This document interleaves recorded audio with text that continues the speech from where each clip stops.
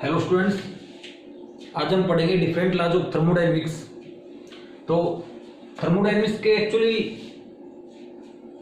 4 laws हैं। Zeroth law of thermodynamics, first law of thermodynamics, second law of thermodynamics and third law of thermodynamics. बाकी 2 बाद में पढ़ेंगे। पहले पढ़ते हैं what is first law of thermodynamics. Okay, तो कुछ थर्मोडायनेमिकल सिस्टम को स्टडी करने के लिए ये कुछ बेसिक लॉज हैं जिनको पढ़ना जरूरी है। ठीक है, जीरोथ लॉ बाद में बताऊं कैसे आया था। पहले फर्स्ट लॉ ऑफ थर्मोडायनेमिक्स आया था।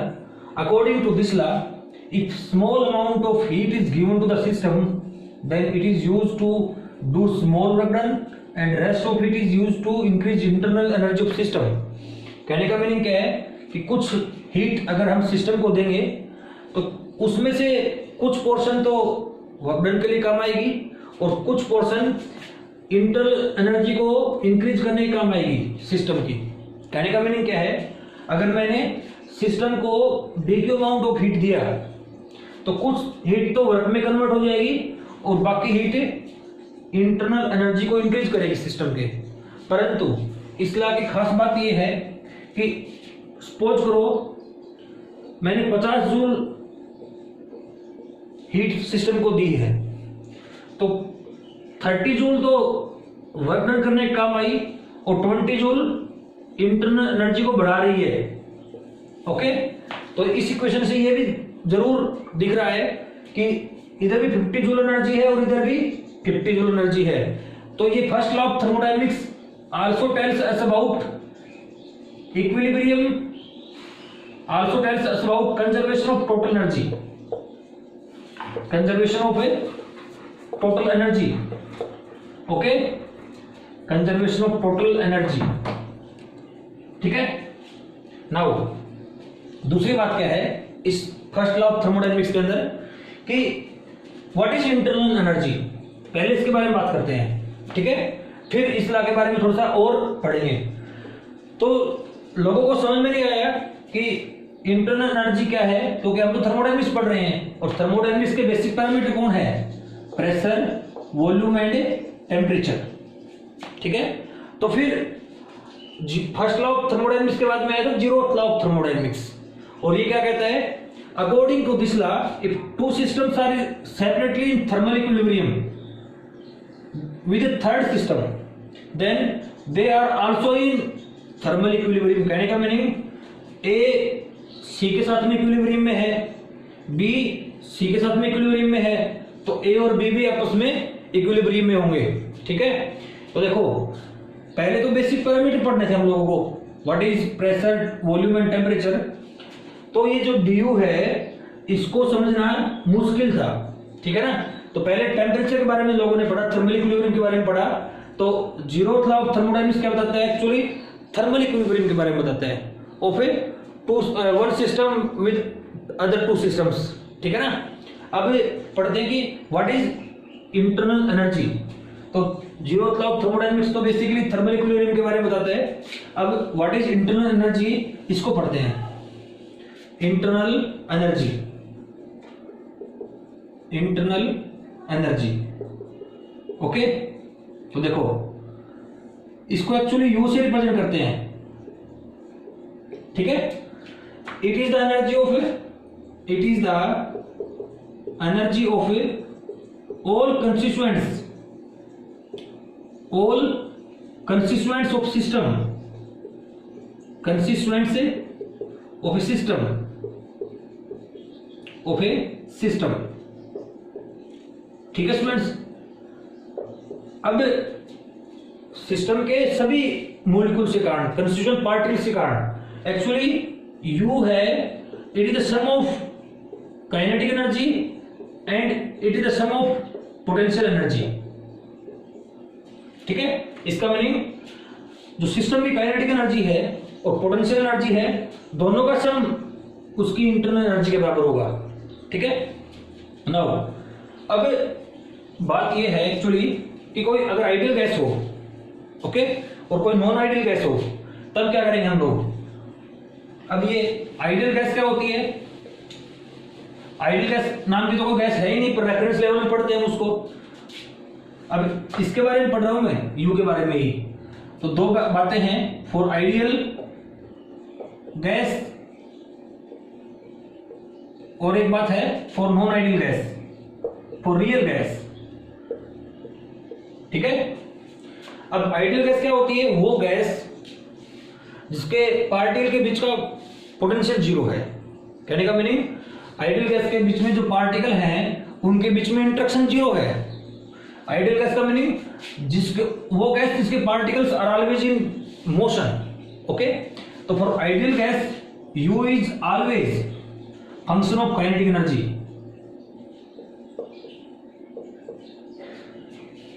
फॉर रियल गैस, अब रियल गैस वो गैस है जिसके पार्टिकल के बीच में स्मॉल फोर्स ऑफ अट्रैक्शन है। कहने का मीनिंग पार्टिकल मोशन में तो हैं पर उनके बीच में स्मॉल फोर्स ऑफ अट्रैक्शन भी है। So U consist of kinetic energy as well as potential energy for a real gas. और ये बात स्टूडेंट्स आपको याद रखनी है कि internal energy is only function of temperature for ideal gas and for real gas internal energy is function of temperature and volume both. कहने का मीनिंग आइडियल गैस के केस में टेम्परेचर को चेंज करके हम उस सिस्टम की इंटरनल एनर्जी को चेंज कर सकते हैं। फॉर रियल गैस सिस्टम के अंदर टेम्परेचर और वॉल्यूम दोनों को चेंज करके रियल गैस के लिए उसका यू चेंज कर सकते हैं, उसकी इंटरनल एनर्जी चेंज कर सकते हैं। ओके। नाउ देखो, अब हमारे पास में एक क्वेश्चन है वर्क डन से रिलेटेड, न्यूमेरिकल है। अब मैथमेटिकल फॉर्म क्या थी? Mathematical form of first law of thermodynamics, mathematical form of first law of thermodynamics, D किसके बराबर था? डी यू प्लस में डी डब्ल्यू वर्क डन। और डी क्यू क्या होता है? डी यू प्लस में, अब वर्क डन के बारे में लास्ट टाइम पढ़ चुके हैं। Work done actually P d V, small work done equals to P d V. तो यहां से डी यू कितना आया? डी क्यू माइनस में पीडीवी। ओके।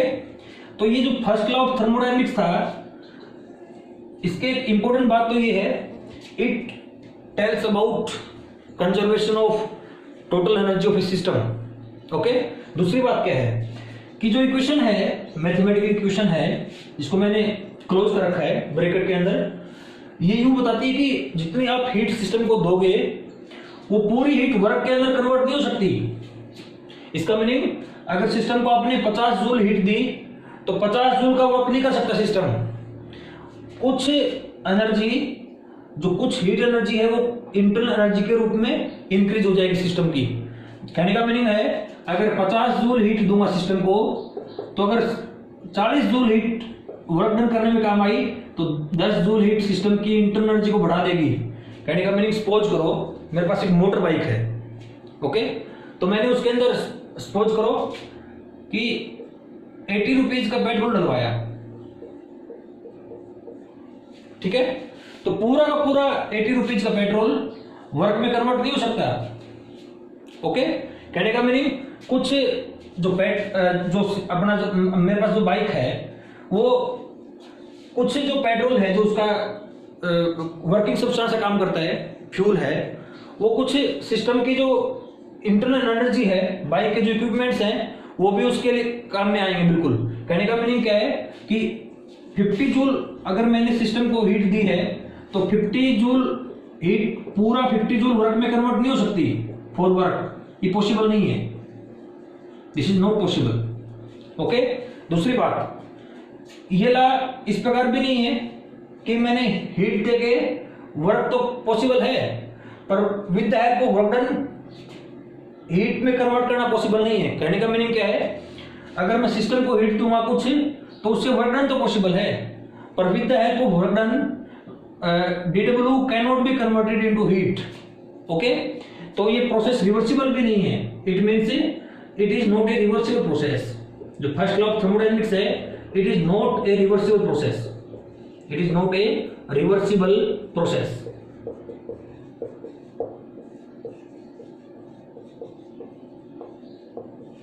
दोबारा समझो बाइक वाला एग्जांपल एक बार। अभी बाइक के अंदर वर्किंग एलिमेंट कौन है? फ्यूल, पेट्रोल हो गया, डीजल हो गया और सब जितने भी अपने पास ऑटोमोबाइल्स इक्विपमेंट्स हैं। अब बाइक का पेट्रोल का मीनिंग, अगर सपोज करो बाइक को मुझे स्टार्ट करना है तो पेट्रोल की हेल्प से स्टार्ट होगी, तो पूरा का पूरा पेट्रोल उसकी वर्क में कन्वर्ट नहीं हो सकता। कुछ इन टर्म्स ऑफ फ्रिक्शन, कुछ उसके इंटरनल पार्ट्स हो गए, उस टर्म में भी वेस्टेज हो जाएगा। कहने का मीनिंग पूरी हीट वर्क में कन्वर्ट नहीं हो सकती। सेकंड इंपॉर्टेंट पॉइंट है फर्स्ट लॉ ऑफ थर्मोडायनामिक्स का। तीसरा इंपॉर्टेंट पॉइंट क्या है फर्स्ट लॉ ऑफ थर्मोडायनामिक्स का? कि it is not a reversible process. Okay, कहने का meaning heat can be converted into work but work can not be converted into A heat. It is important point. Okay, now अब work done के बारे में पढ़ा है मैंने, PDV. तो मैं आपको समझाता हूं कि वर्क के ऊपर कुछ एग्जांपल हैं, तो किस प्रकार सोल्व करेंगे न्यूमेरिकली। तो एक क्वेश्चन है,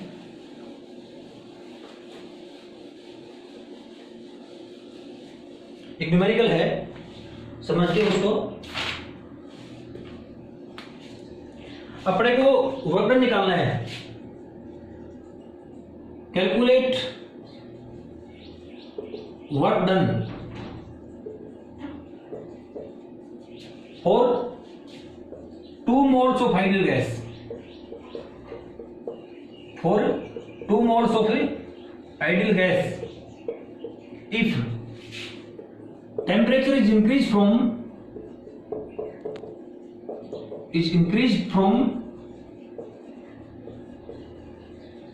T0 to 3 T0 for a physical process, for a process, thermodynamic process, Pt equals to constant. अब देखो स्टूडेंट्स, जब आइडियल गैस भी वर्ड गिवन हो और कोई प्रोसेस भी गिवन हो तो पहले उन दोनों प्रोसेस को लिख लेंगे हम लोग। एक तो गिवन क्या है, Pt equals to constant given है, Pt इक्वल्स टू कॉन्स्टेंट। दूसरा, एंड आइडियल गैस गिवन है ना, आइडियल गैस इक्वेशन क्या होती है, Pv इक्वल्स टू nRT, और n कितना है 2 मोल्स, तो Pv equals to 2RT। Okay, अब मेन बात ये है कि हम तो वर्क का फॉर्मूला जानते हैं, we know that dW equals to Pdv। Okay, परंतु इंपॉर्टेंट पॉइंट ये है कि इस प्रोसेस में वेरिएबल कौन है। इस प्रोसेस में वेरिएबल टेम्परेचर है। Temperature is changing from T0 to 3 T0, और वर्क डन में वेरिएबल कौन है, वॉल्यूम। तो वॉल्यूम को मैं टेम्परेचर की फॉर्म में चेंज करूंगा, क्योंकि इस क्वेश्चन में डाटा गिवन है वो टेम्परेचर के अबाउट है, वर्क डन के बाद कोई डाटा गिवन नहीं है। तो इन दोनों की हेल्प से मैं वॉल्यूम को टेम्परेचर के टर्म में चेंज कर लेता हूं। यहां से वॉल्यूम कितना आया, 2RT अपॉन में P। ओके, और यहां से P कितना है, Pt इक्वल्स टू कॉन्स्टेंट। तो P की वैल्यू कितनी आई, कॉन्स्टेंट अपॉन में टेम्परेचर। ठीक है, या तो वैल्यू पुट कर दो यहां पे, तो वॉल्यूम कितना आया, दिस इंप्लाइज 2RT अपॉन में कॉन्स्टेंट बटे टेम्परेचर। कहां चला गया टेम्परेचर, ऊपर चला गया। तो वॉल्यूम कितना आया, d change in volume 2R into 2T upon में कॉन्स्टेंट इंटू dt। ठीक है, पुट कर दो यहां, dW equals to P 2 into 2 4RT dt upon में कॉन्स्टेंट। कॉन्स्टेंट की वैल्यू पुट कर देते हैं हम Pt के बराबर दोबारा से, तो P इंटू में 4RT dt, कॉन्स्टेंट की वैल्यू है P इंटू में T, तो P T से Pt कैंसिल आउट हो जाएगा। स्मॉल वर्क डन किसके बराबर आया, dW equals to 4R dt। अब ये तो स्मॉल वर्क डन है, अपने को क्या निकालना है, calculate work done. Total work done कब है, जब टेम्परेचर T0 से 3 T0 चेंज हुआ। इस इंप्लाइज, इसका इंटीग्रेशन कर दो, 4R integration of dt from T0 to 3T0। कितना आंसर आया? 4R टेम्परेचर का dt का इंटीग्रेशन T, तो upper limit 3T0 minus lower limit T0, कितना आंसर आया? 8RT0। This is the actual work done for this physical process. Okay, तो students मैं ये इंपॉर्टेंट बात ये थी कि कोई आइडियल गैस गिवन हो, अपने पास में वर्क डन पूछा हो, और कोई फिजिकल प्रोसेस गिवन हो, तो पहले दोनों को लिख लेते हैं हम लोग, और फिर यूं जरूर चेक करेंगे कि सिस्टम के अंदर कौन वेरिएबल गिवन है। टेम्परेचर गिवन है वेरिएबल, तो वॉल्यूम को टेम्परेचर की फॉर्म में ले लो, ठीक है ना, इजीली सॉल्व आउट हो जाएगा। नेक्स्ट देखो,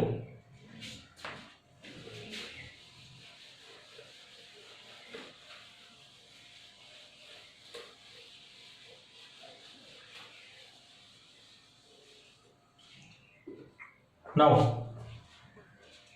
फर्स्ट लॉ ऑफ थर्मोडायनेमिक्स की मैथमेटिकल फॉर्म ये थी dq equals to du plus में pdv, ठीक है ना। अब व्हाट इज, तो तीन प्रोसेस पढ़ते हैं, आइसोथर्मल प्रोसेस, आइसोथर्मल प्रोसेस, ठीक है। दूसरा है आइसोबारिक प्रोसेस, और तीसरा है आइसोकोरिक प्रोसेस, आइसोकोरिक प्रोसेस, ठीक है। तो देखिए स्टूडेंट्स, आइसो का मीनिंग सेम है, आइसो मीनिंग फिक्स, तो वो प्रोसेस इसके लिए थर्मल का मीनिंग टेम्परेचर फिक्स हो, उसकी टेम्परेचर फिक्स हो सिस्टम का। बारिक का मीनिंग वो प्रोसेस जिसके लिए प्रेशर फिक्स है, और आइसोकोरिक का मीनिंग वो प्रेशर जिसका वॉल्यूम कांस्टेंट हो, वॉल्यूम फिक्स हो। कहने का मीनिंग को सिस्टम अपने स्टेट को वन स्टेट से अनदर स्टेट में चेंज कर रहा है, तो एक प्रोसेस जिसके लिए उसका टेम्परेचर फिक्स है वो आइसोथर्मल प्रोसेस, वो प्रोसेस जिसका प्रेशर फिक्स हो आइसोबारिक प्रोसेस, और वो प्रोसेस जिसका वॉल्यूम फिक्स हो आइसोकोरिक प्रोसेस, ठीक है। तो इसका meaning V equals to constant, तो dW कितना होता है? pdv, तो dW कितना होगा यहां? Change in work done for isochoric process is 0, ठीक है ना। नाउ अब मैं लेके चल रहा हूं आइडियल गैस, मेरे पास कोई आइडियल गैस है, और आइडियल गैस इक्वेशन क्या होती है? PV equals to nRT, PV equals to nRT।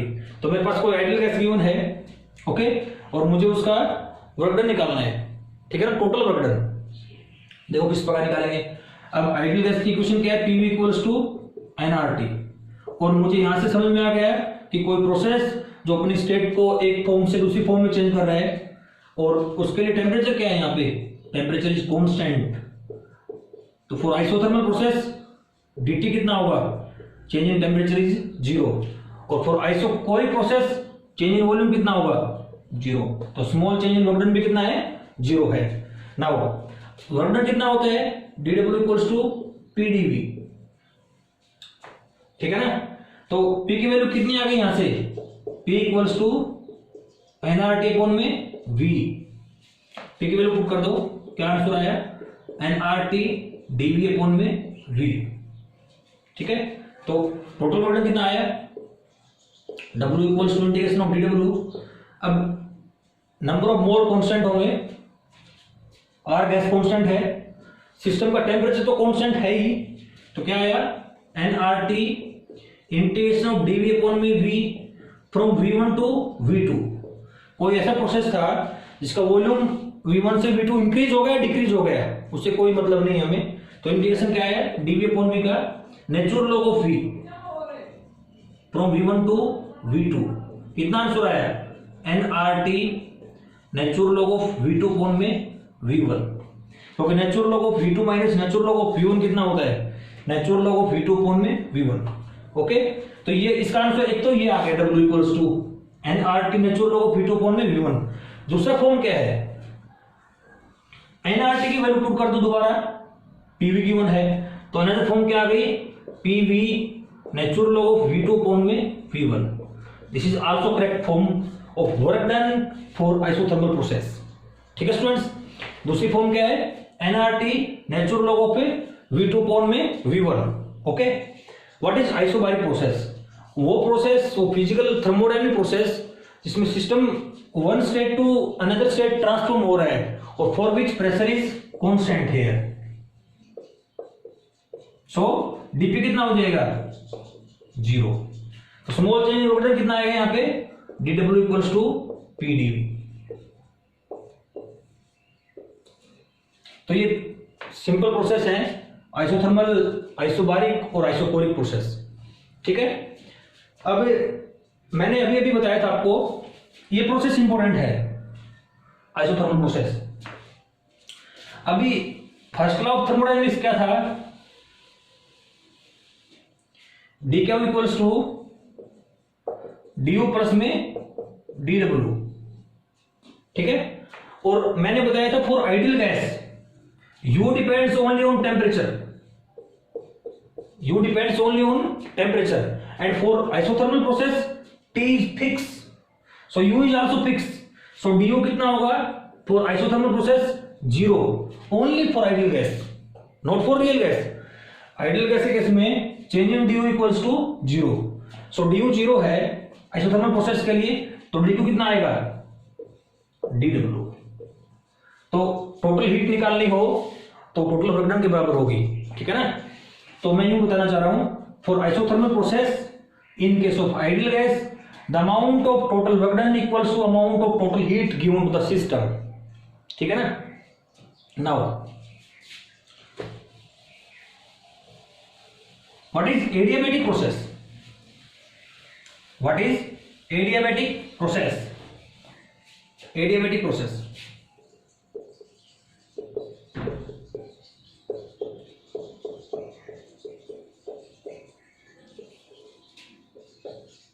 ऐसा प्रोसेस जिसके लिए change in heat is 0, thermodynamic process for which heat is constant, क्या इक्वल्स टू कांस्टेंट है।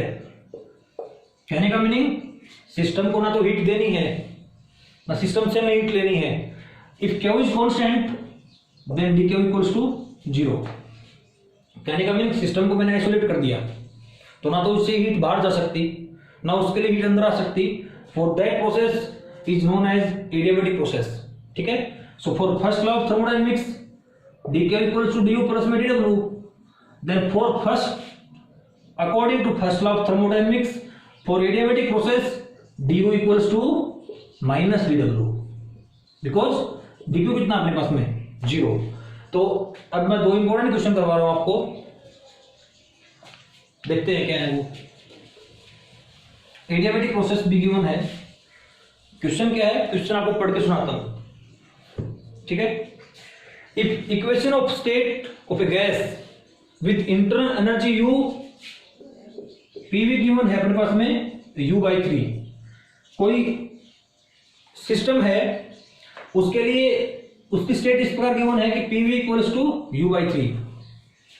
Then equation for adiabatic process, अगर ये स्टेट हो और फिर एडियाबैटिक प्रोसेस के लिए क्या इक्वेशन बनेगी? ऑप्शंस हैं पीवी की power 1/3 equals to constant, option B है पीवी की power 2/3 equals to constant, option C है पीवी की power 4/3 equals to constant, option D है पीवी की पावर 5/3 इक्वल्स टू कांस्टेंट। ठीक है। तो देखो स्टूडेंट्स, अब हमारे पास में कुछ सिस्टम था, उसकी इनिशियल स्टेट ये है और ये प्रोसेस किस प्रकार है? एडियाबैटिक प्रोसेस है। तो पूछ रहे हैं कि उसकी इस फॉर्म में से कौन सी फॉर्म एग्जैक्ट फॉर्म होगी। तो देखो, हमें गिवन सिस्टम का, गिवन इंफॉर्मेशन का जरूर यूज करना है। इंफॉर्मेशन क्या है कि प्रोसेस इज एडियाबैटिक। एडियाबैटिक, तो एडियाबैटिक प्रोसेस के लिए डी क्यू कितना होगा? 0। ठीक है। दूसरा, अपने पास में ये गिवन है तो यहां से यू कितना आया? 3pv। अब जो ये क्वेश्चन है, actually this question is based on first law of thermodynamics. अब क्या है फर्स्ट लॉ ऑफ थर्मोडायनेमिक्स कि डी क्यू क्या है? डी यू प्लस में डी डब्ल्यू, और डी डब्ल्यू कितना होता है? पीडीवी। अब एडियाबैटिक प्रोसेस के लिए डी क्यू कितना है? 0 equals to D U plus में P D V, this implies D U कितना आया minus P D V. This is equation first. अभी अंडरस्टूड होना चाहिए अपने को कि जो गिवन प्रोसेस वो एडियाबेटिक है तो उसके लिए डी क्यू जीरो होगा, तो हमने डी यू निकाल लिया यहाँ से। अब यू अपने पास गिवन है, इसका डिफरेंशिएशन कर देते हैं इक्वेशन सेकेंड का। तो डिफरेंशिएट करेंगे दोनों साइड क्या आएगा, d U equals to 3p dv, pressure constant volume का डिफरेंशिएशन, सेकेंड प्रेशर का differentiation volume constant.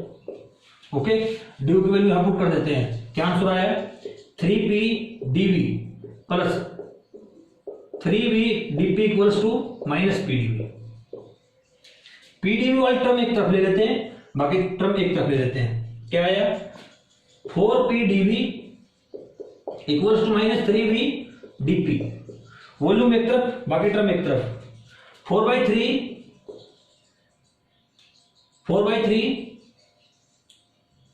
dv upon में v equals to dv upon v equals to minus dp upon में p। ठीक है, चाहे माइनस साइन इधर ले लो, ये प्लस आ गया। अब दोनों तरफ क्या कर दो, इंटीग्रेशन कर दो। इसका क्या इंटीग्रेशन आएगा, natural log of p equals to minus 4/3 बाहर आ गया। Natural log of dv upon v का क्या आएगा, नेचुरल लॉग ऑफ v। ठीक है, तो ये भी कह सकता हूं मैं कि इसको इस तरफ ले आओ, natural log of p plus में नेचुरल लॉग ऑफ v की पावर 4/3 इक्वल्स टू 0, या फिर यूं कह दो कि natural log of p equals to minus natural log of 4/3 v की पावर, क्योंकि हमें ऑप्शन से चेक करना है, क्योंकि प्रत्येक ऑप्शन में v की पावर गिवन है और नेचुरल लॉग में जो पावर होती है वो आगे आ जाती है, क्योंकि एक्चुअली नेचुरल लॉग में ये होता है, नेचुरल लॉग ऑफ x की पावर 5 है, तो क्या लिख सकते हैं इसको हम 5 नेचुरल लॉग ऑफ x। तो ये एक्चुअल में ये लिखा हुआ था 5 नेचुरल लॉग ऑफ x, मैंने उसको ये लिख दिया, क्या है answer natural log of v की पावर 4/3। अब इसको इस तरफ ले आया मैं, तो ये बन गया natural log of a plus b क्या होता है, natural log of a plus natural log of b equals to natural log of a into b। तो कितना आंसर आएगा, natural log of p into v की पावर 4/3 इक्वल्स टू, अच्छा इसमें सम constant of integration भी आएगा भाई, एक चीज मिस्टेक हो गई, plus some constant of integration.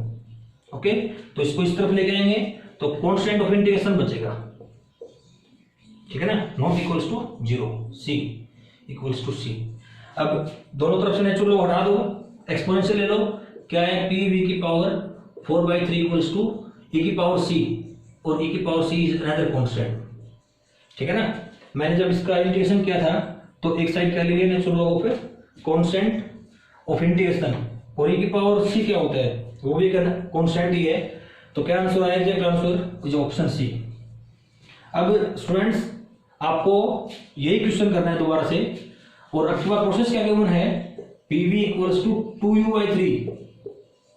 Okay, और फिर चेक करना आपको कि एडियाबेटिक प्रोसेस के लिए एग्जैक्ट स्टेट क्या बनेंगे और ऑप्शन सेम है, जरूर ट्राई करना, इसी के भी आप पे सेम कैलकुलेशंस होंगी और आप इजीली इसको फाइंड आउट कर सकते हो। ठीक है, अभी एक क्वेश्चन और करवाता हूं आपको।